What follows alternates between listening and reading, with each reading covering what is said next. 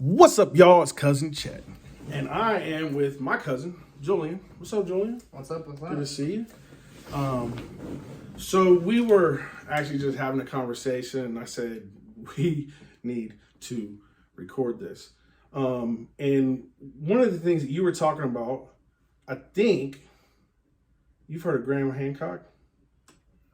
No, I'm not familiar. Okay, so you were talking about the idea that there was potentially a previous civilization. Like, you don't know what was going on. You want to try to catch us up now that we're got the camera rolling? Yeah, so the ancient technology idea it's a really interesting idea to me. Like, people think, people speculate on pyramids being built with, precision technology that we don't even have currently.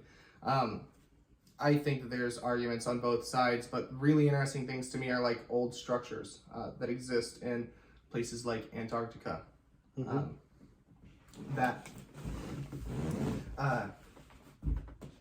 are closed off to population. The observable ancient technology of the pyramids, being able to harness energy from the sun using gold caps. Something that Tesla used to make his discoveries, things like that are observable way before we believed that they were observable. I think there's a lot of merit to the idea. Though I've heard of like mud flood theories. Mud flip? Mud flood theories, basically like a washing, like Noah's Ark.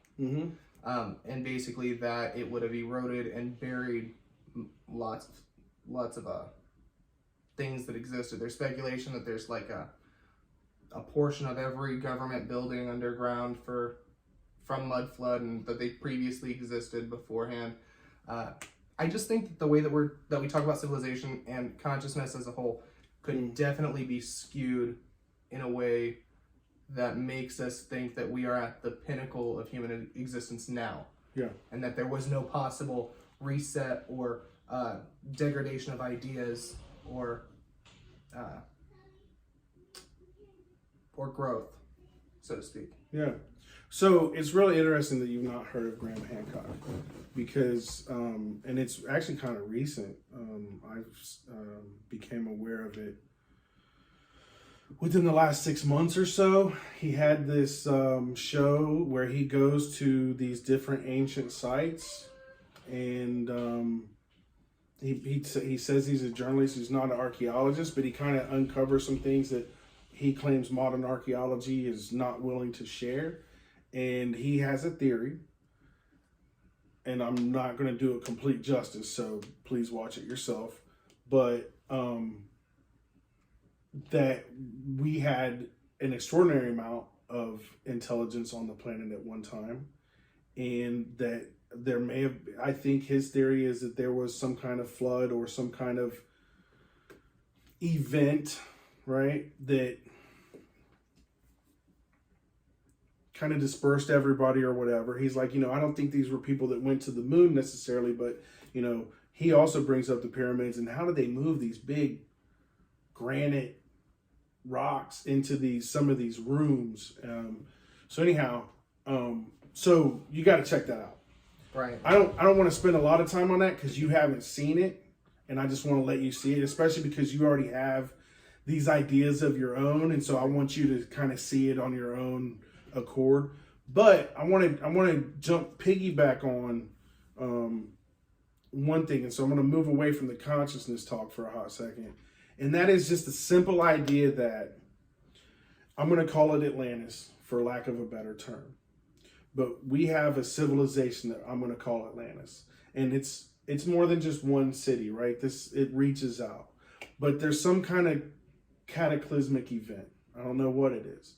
I'm going to call it a flood because that seems to be a pretty common thing in not only religious texts, but it seems like archaeology kind of supports that as well, that there was a deluge of some sort.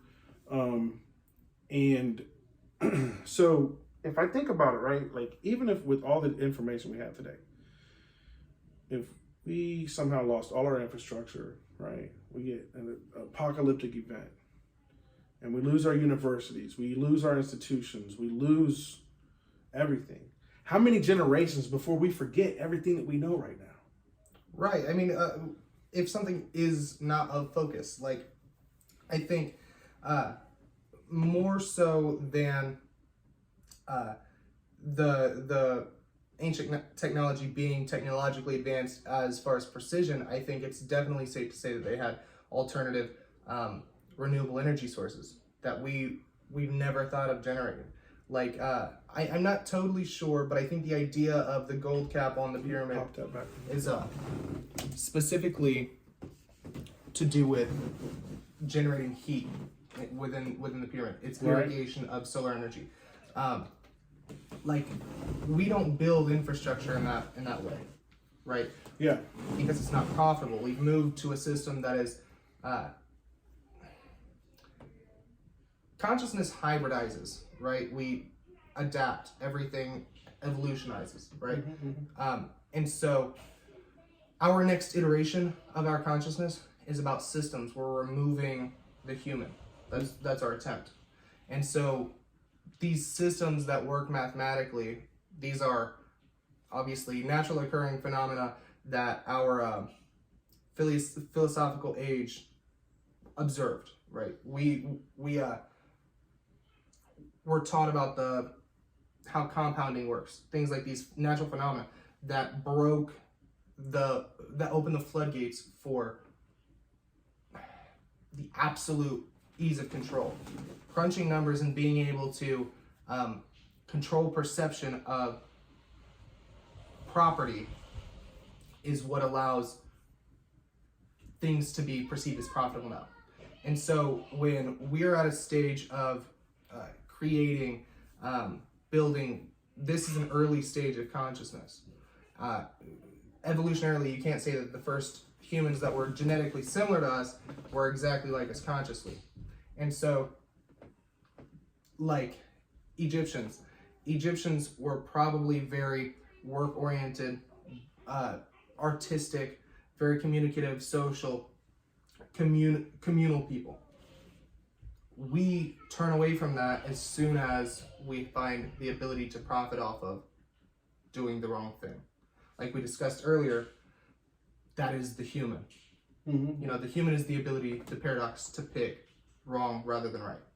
And so now that there's incentive, obviously the worst portions of consciousness are going to obviously evolve. And so that's what we're seeing. Boredom, lack of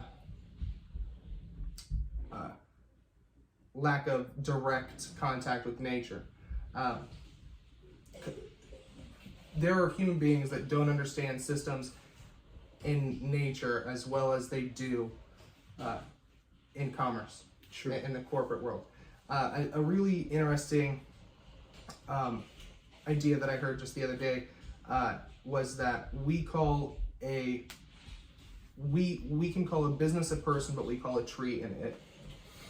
The way that our minds work now is so far away from the human in us, although it's a predictive behavior because of our ability to do wrong even when we know it's right.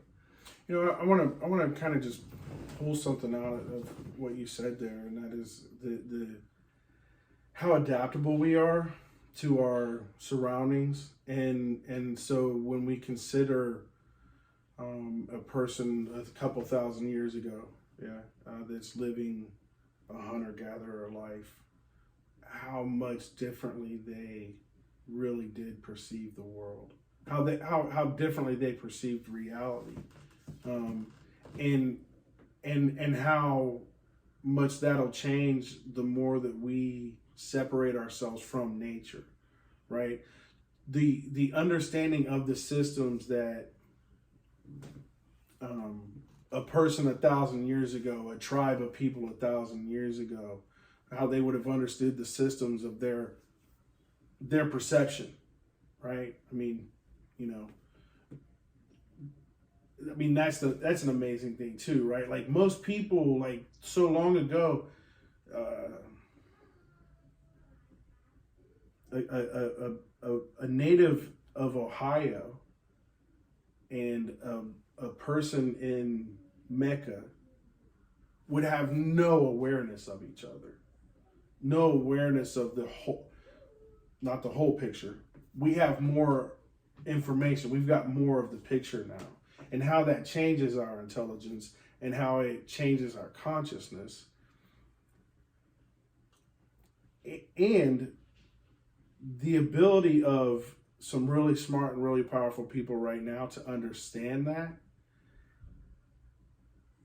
and to try to affect that evolution. Right. That leads us into the idea of Elon's Neuralink, just announcing the AI, free thinking probe that he just announced. I think this is the first time that he's really professionally announced it and said that it was going to include AI. I know that him and Joe Rogan joked about it, but it was jokes. He said that this is purely pharmaceutical in the beginning. That to me is a direct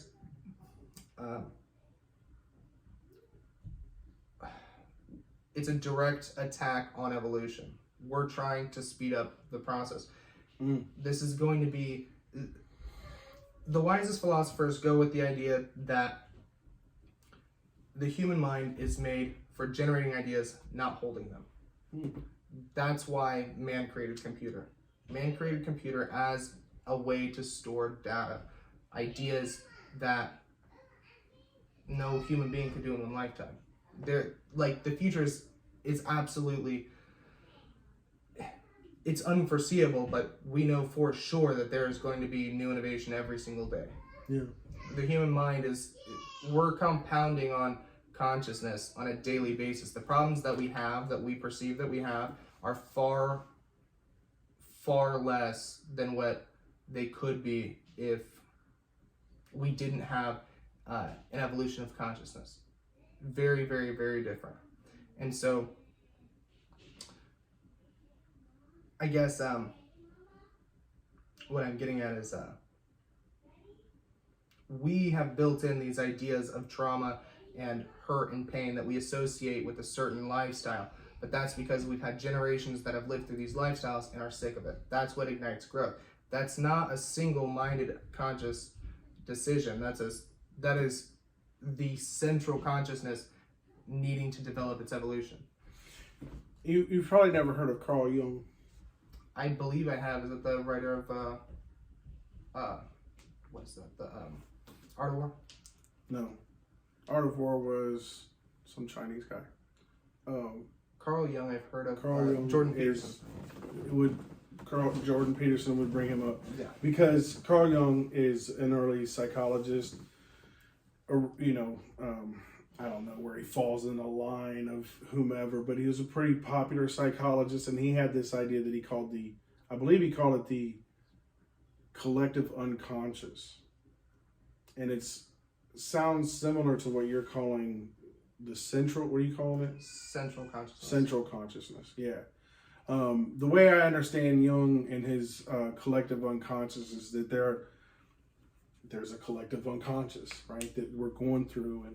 And like for me, when I learned about it, I thought about the pyramids. Because you have pyramids all over the world. You have pyramids in Mexico. I think you have pyramids in South America, I'm pretty sure. There were pyramids in Southeast Asia, and I don't know where else. I just know that those places exist. And so it seems like things around the world kind of progressed at a certain rate. Now, the interesting thing is that our evolution was localized during that time, our consciousness, if you will. If I think about Eastern philosophy, it's almost the opposite of Western philosophy, right? Like, in many ways, like, oh wow, I wish I had an example that I could just pull off the top of my head, but like the way that, like in China and a lot of Eastern countries, and I mention China because they're so huge there, right? Their religion isn't really religion in the way that we think about it in the West. Their religion is more philosophy, right? Confucius writes this thing. He's not saying God said to do this. He's just saying, hey, this looks like it'd be a really good way to run society.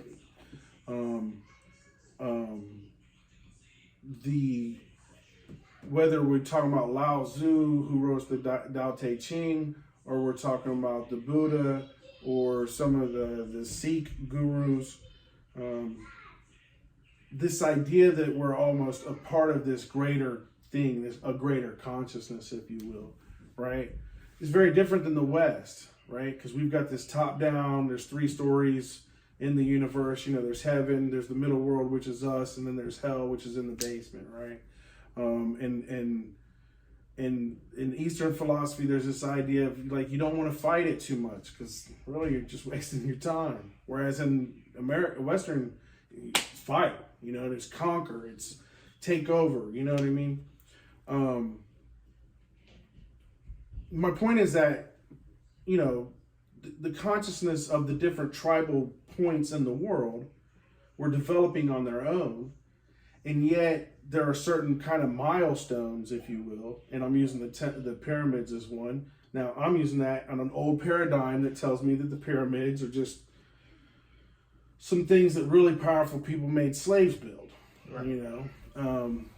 Like that's my rundown of it, right? Yeah, it was amazing that they did it. They used a lot of people labor somehow, and they used some pulleys and ropes and, I don't know. But anyway, I wanted to kind of pull in Carl Jung and that kind of collects, because what I'm really trying to do is show you that, like, there's a lot of people that would agree with you. Right, yeah. Right, and I feel like a lot of these ideas are these are things you've come up with just in your own, like, how much, like, did you go to college? No, I'm still technically a sophomore in high school.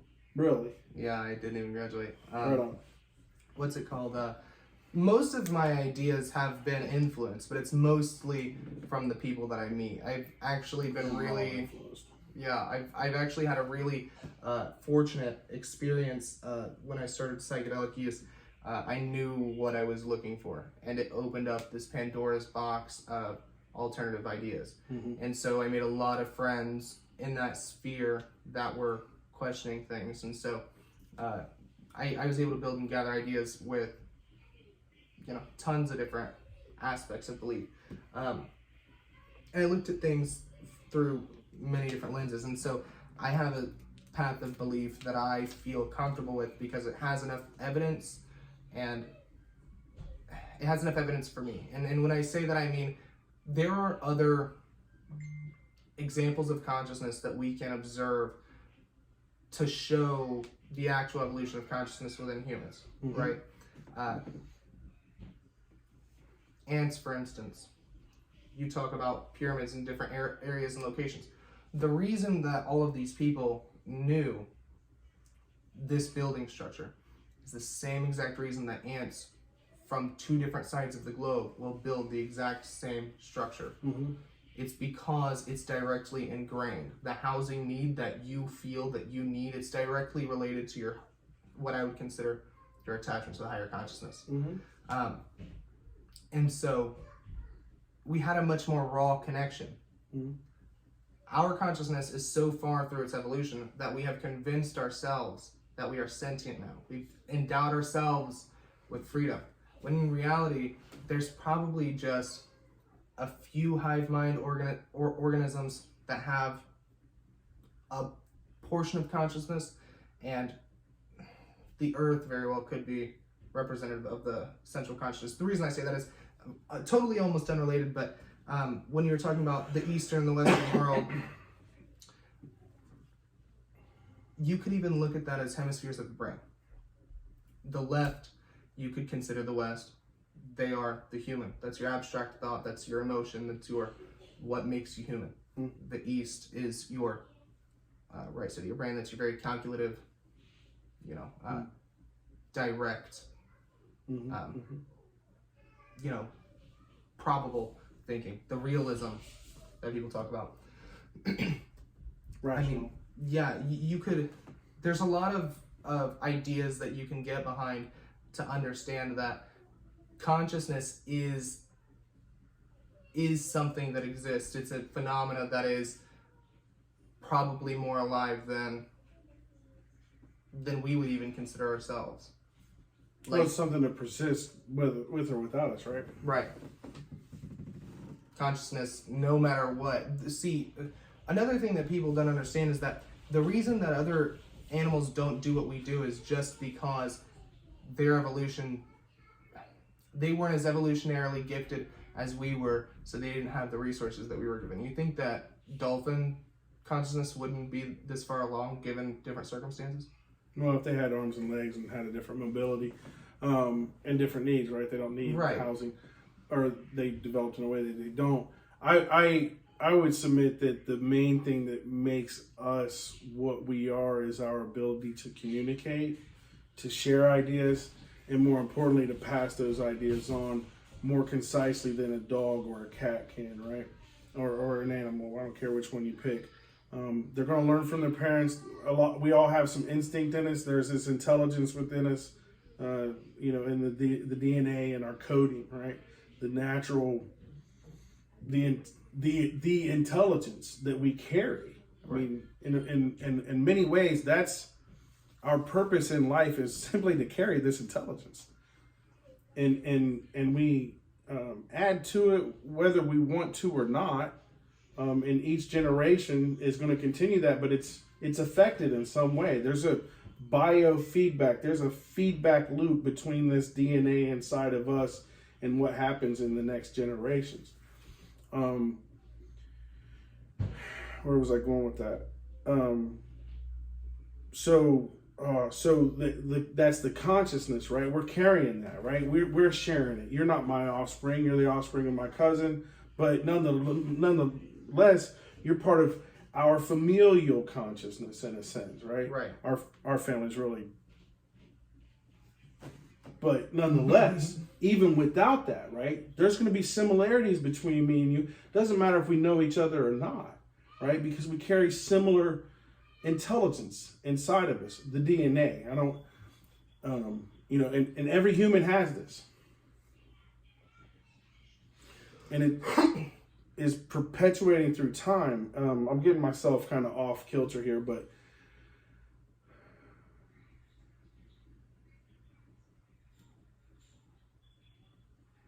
yeah, I've totally lost my train of thought there. No, you're totally fine. Yeah, I love the idea of talking about consciousness and what our connection to consciousness is. Sorry. That consciousness is local, right? And it can be affected and it will change. And we're part of a greater consciousness, because I think that for humans, oftentimes we put ourselves in the middle and we think we're kind of special as far as this consciousness things goes. And on this planet we are, that's where I was at, right? Our ability to talk, man. Our ability to talk makes us different than the animals. I'm coming back on track. So, and then we get this other great thing. We write it down. Right. So it's not just my grandma and grandpa that are teaching me history, that are teaching me about the world, that they're able to educate me, right? How limited am I in a tribe that's limited to just their local perspective of how much they can teach the next generation, right? But we live in a world that's opened up tremendously. And then we learned how to write. And more beyond writing, we learned reading and we learned publishing, right? So now I can learn from Socrates, right? I can learn from who I call Yeshua, right? I can learn from Einstein. Right. Any of the greatest minds that have written down their stuff, I can learn from their perspective, right? I can at least get some of their perspective.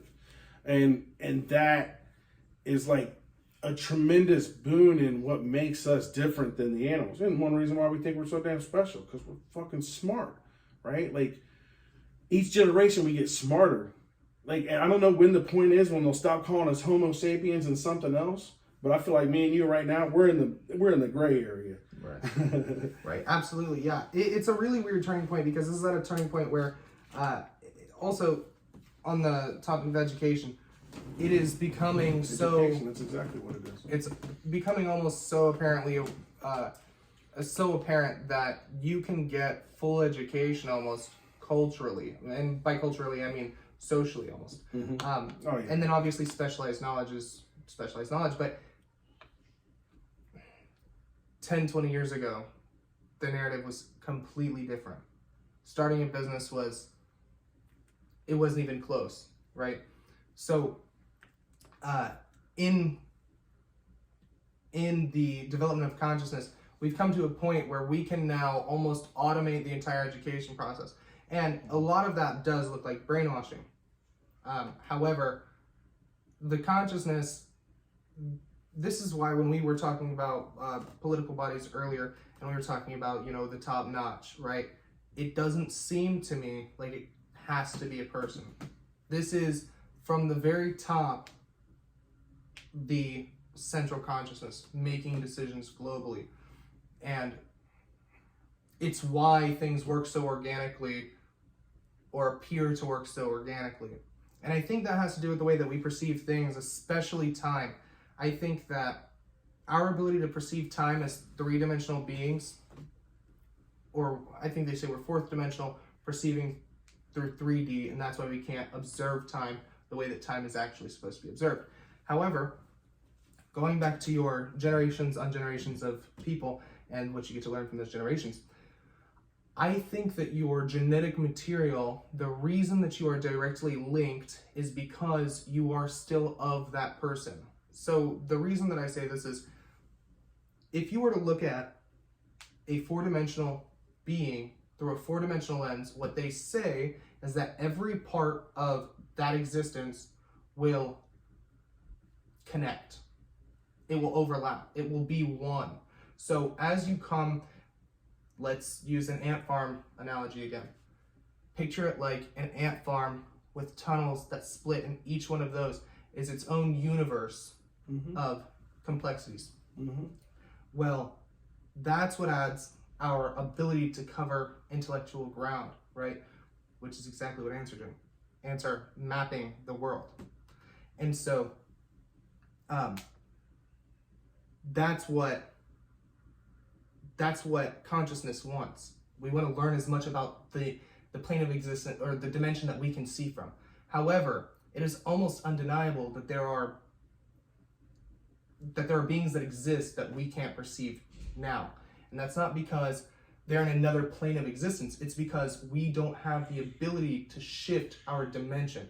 A lot of people will talk about dimensions being like, different planes, like you're going somewhere else. But you are in the exact same position. You are just able to expand it by another dimension. So there are things that are imperceivable to us that we wouldn't even be able to comprehend understanding. And when you look at it, it's all sort of like a pyramid, like a triangle, like the strongest shape in the world, because everything comes from a central point. Everything. Human existence as a whole has to start from a single set of control. There's a single amount of things that were considered Homo sapiens, and then from there, consciousness flourished, right?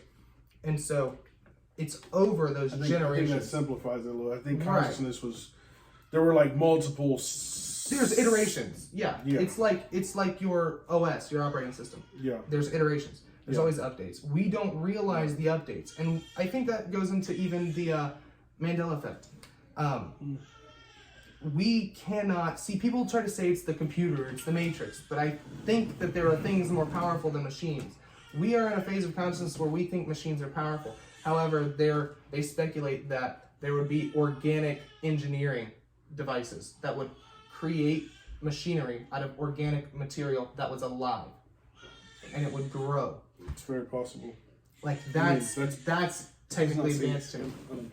Right. And so to me, that just seems like, it doesn't seem like we're at the pinnacle. Like it doesn't seem technologically advanced to me. And so I 100% believe that we are losing our attachment as you go further, because as you branch down, you're further from the top.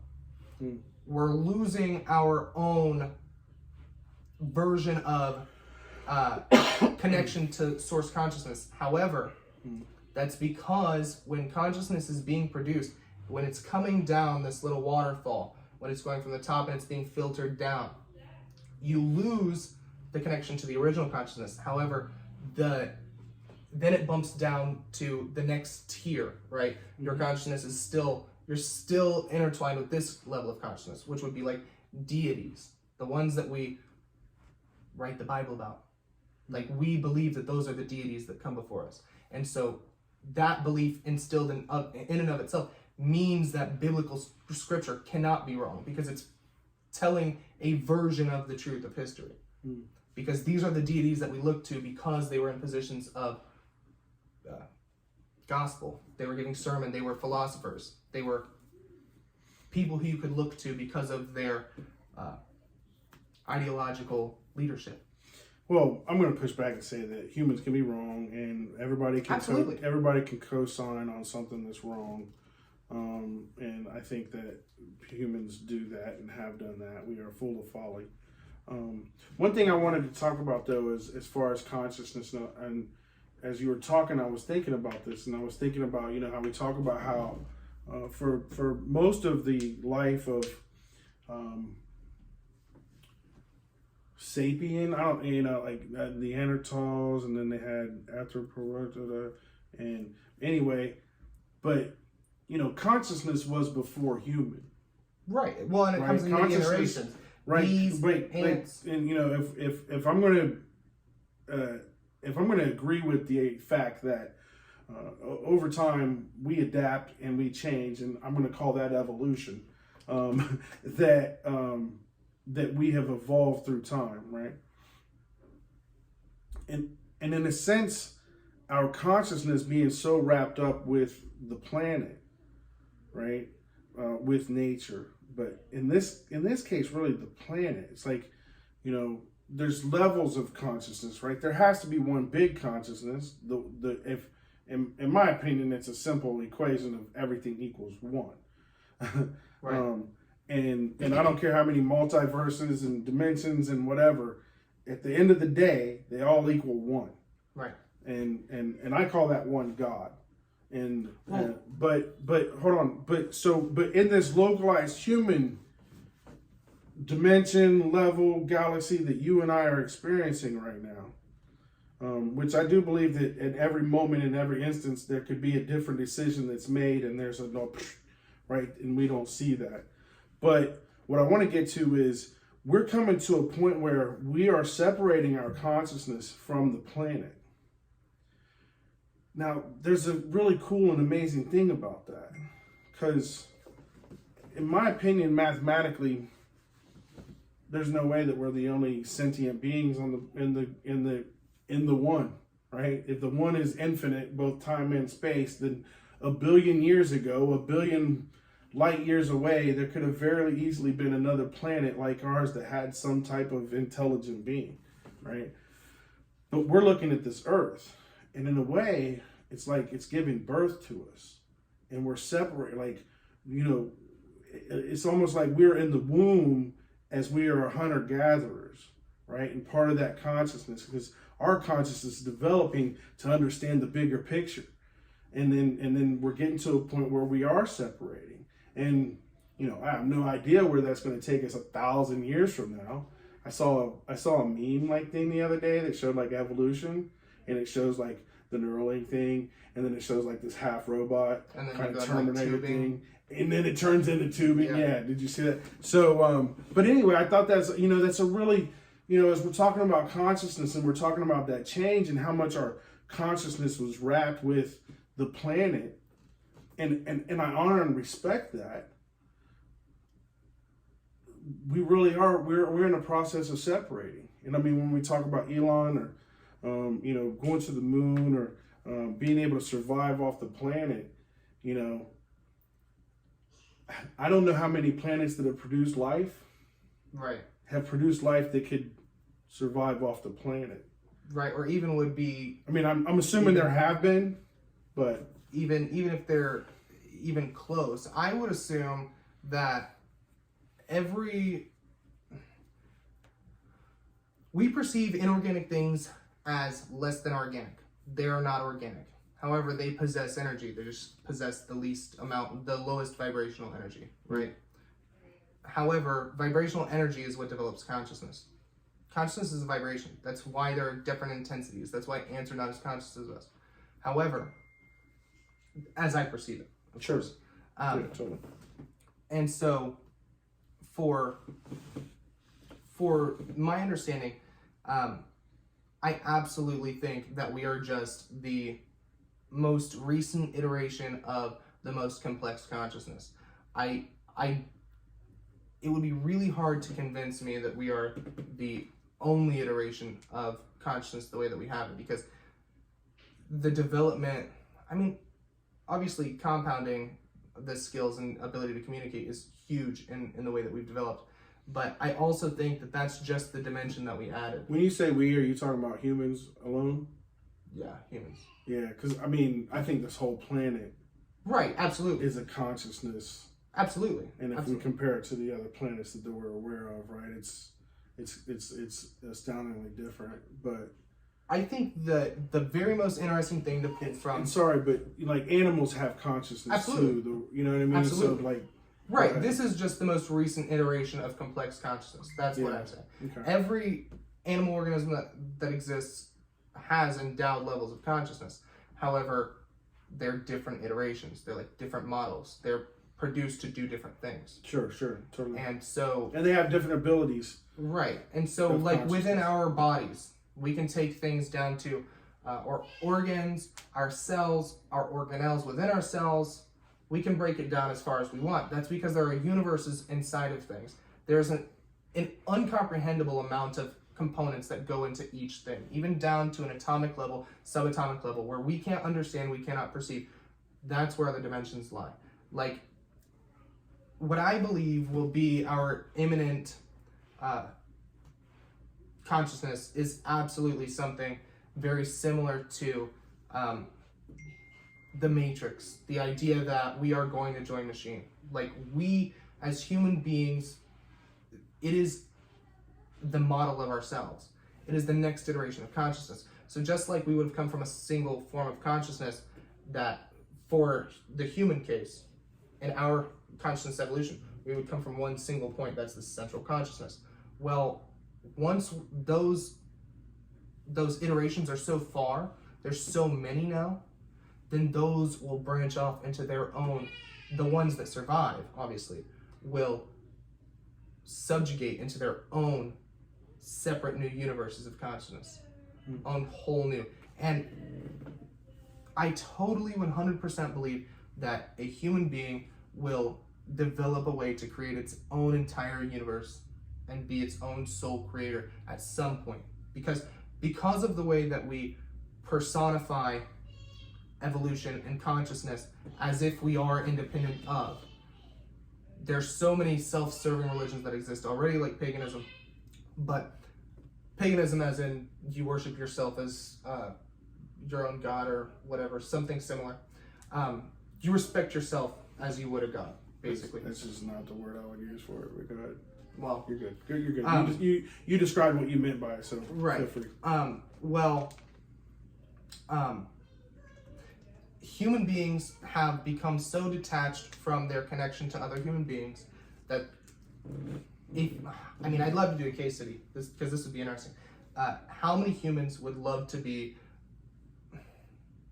I can't say omniscient or in the realm of being in control of something that's already created, because we wouldn't even understand what it's like to have to create it. But if you were to ask somebody, would you like to be endowed with the power of God, I can guarantee you that an astounding 70% of people who are honest would say so.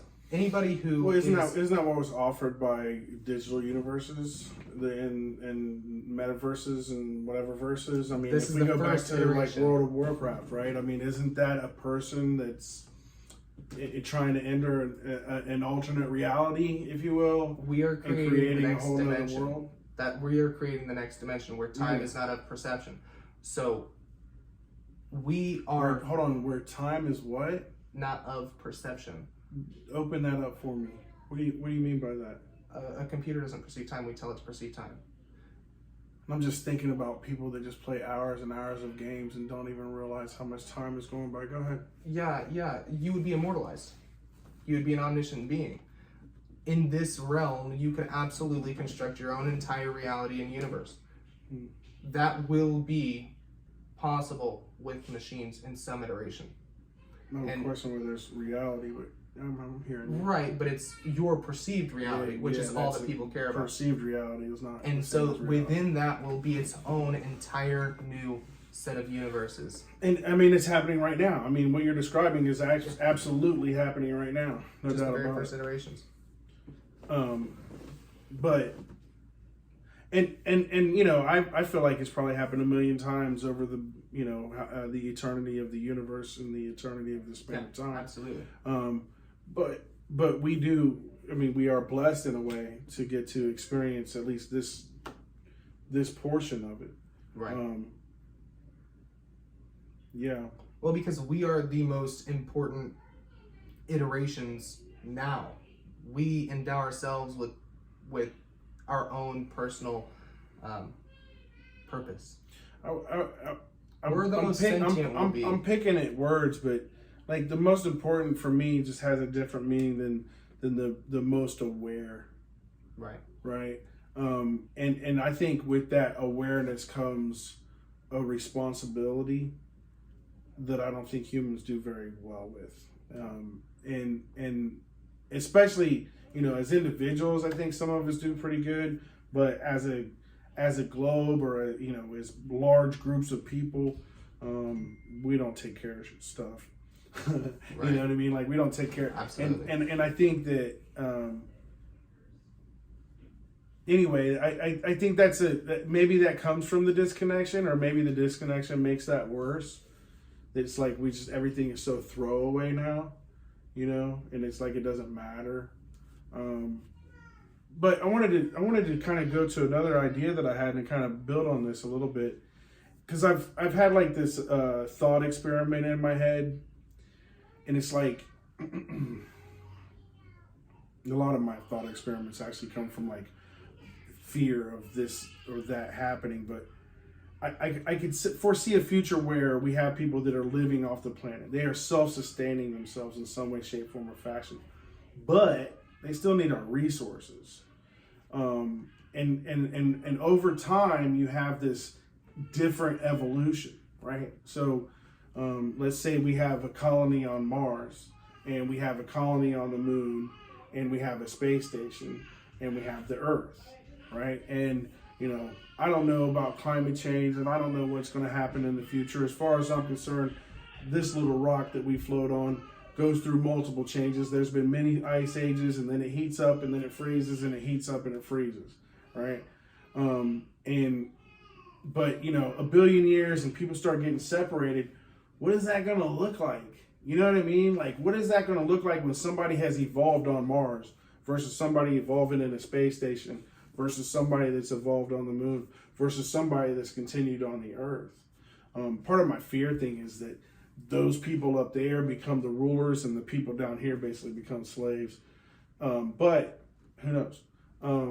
My point is go back to consciousness and that evolution, or the connection or lack thereof a connection to nature, right?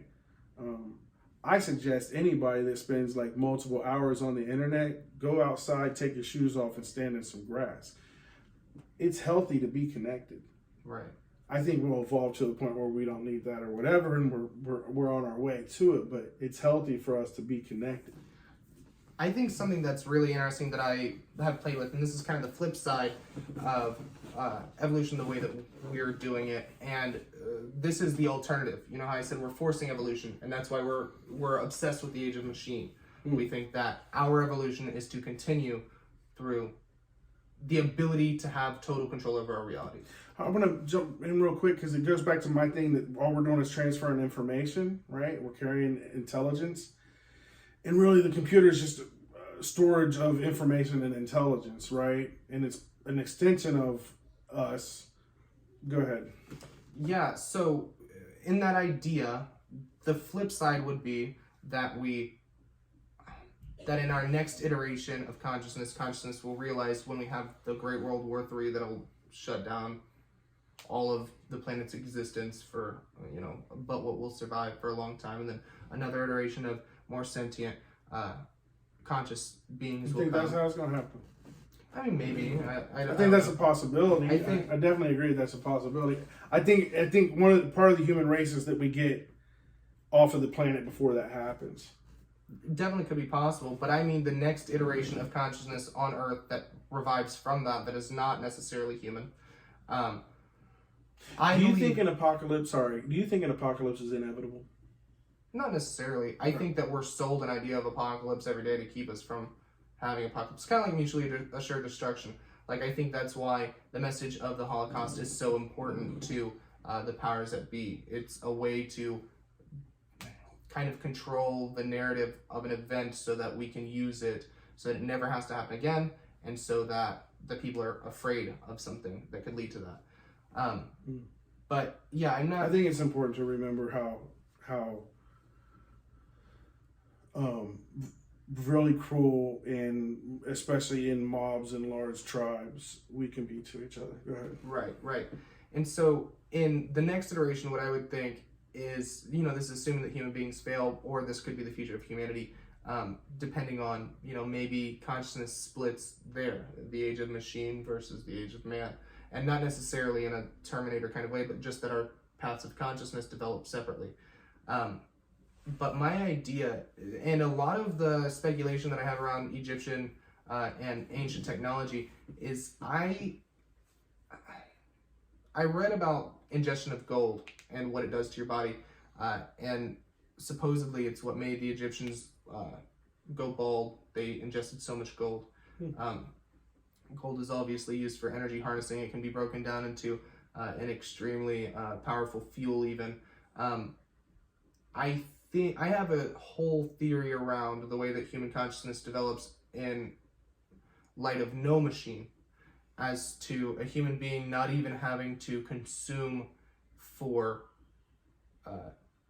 nourishment, as we were supposed to be the inheritors of consciousness. The garden and you're talking about pre-Apple. Right. This was the original idea, and this is why I say that there could have already been the reset, and that's why our consciousness has evolved the way that it is now, because we don't have a direct connection. Adam and Eve, that's the very first binary within the tree, and so they were direct, and man made mistake. So my idea of it is that he ate an apple which permanently contaminated human beings. I think it's an example of an event that occurred that stopped us from being the divine beings that we were meant to be. I don't know if I can agree with that one, because I think first of all, I would say that Adam and Eve are metaphorical characters in the way that our ancestors understood the world, and they gave these two people names that represent the beginning of humanity. If we look at the genetic codes, according to modern sciences, I understand that there is a genetic Eve and there is a genetic Adam, and they're not necessarily related, right? It's just the farthest back that I guess they can go. I would submit that the apple represents an expansion in consciousness, and that's what it was, right? They became aware of good and evil. Before that, they didn't know. They didn't know that this was bad or this was good, right? The apple brings the awareness. It takes us out of the animal realm. To me, it represents that separation from all the other animals on the planet to the consciousness that we have now. I think we just came full circle. What do you mean? That's the human. that's what makes us human. That's what makes us not animals, because that is the ability to do wrong, even when we know it's right. But as the story represents, right, the story says they ate it and then they became aware. And what I'm saying is aware is awareness, right? It's consciousness. It is part of our evolution as we separated ourselves from the animalistic brains and perspectives and consciousness into a more developed consciousness, because now we have more, what I believe that story is telling us, more of like what God's consciousness and understanding is. I think that's an interesting idea. I don't think that that's necessarily true, because in my mind, God is not, he doesn't perceive the same way that we do. He doesn't judge things as good or bad the way that we do. You know, in my opinion, the God that I think of, when he sees the lion and the antelope, he loves them both, made them both. One's going to eat the other. Right. Well, they're on a spectrum of life. That's the other thing that I forget what it was. It was the Hermetics, ancient Hermetics. I got into a little Jerry clip the other day, and it was my first time learning anything about Hermetics.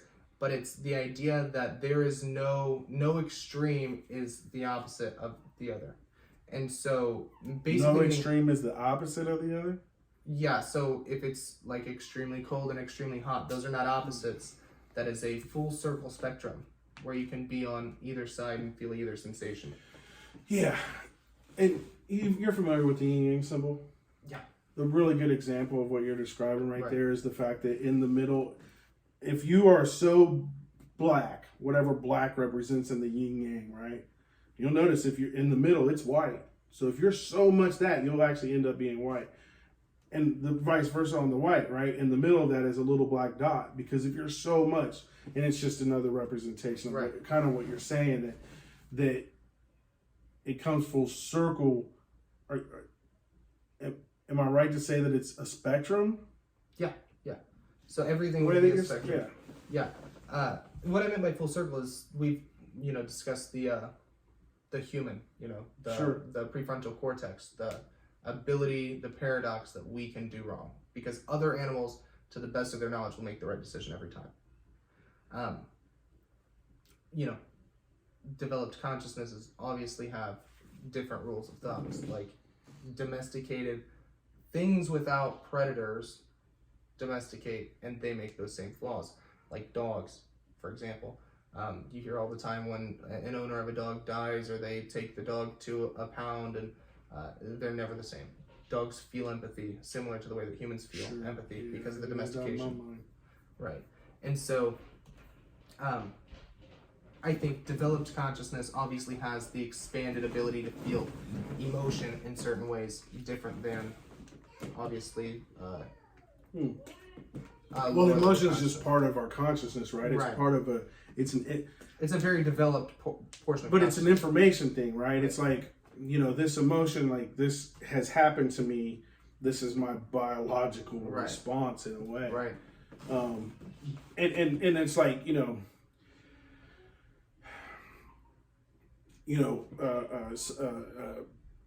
see a tiger in the jungle, and you're going to have an emotional response to that, right? Because the chemicals are going to fire off, and so that's an early feedback system for us. It's an early, because we weren't as rational, we didn't know as much, right? We're more instinctual, and emotions are part of our instincts, right? I think so, right? Yeah. Bubby, we're about to get to an hour, and I totally hijacked you from your family. You're totally good, man. Are we good? Yeah. We can keep going. We can. Well, is there anything that you wanted to keep on? I feel like we had a nice session. I feel like I'm a very. We could probably go on. Yeah, I'm full of. We could probably end up going a good 6-7 hours. Well, we should do it again. Yeah, for sure. And it's really good to see you, man. Yeah, I know, it's been awesome. I don't know when it's been the last time. I love getting to catch up. Everybody, thanks for watching. And thanks for liking, subscribing, sharing, all the algorithm love. I appreciate you very much, and we'll see you next time.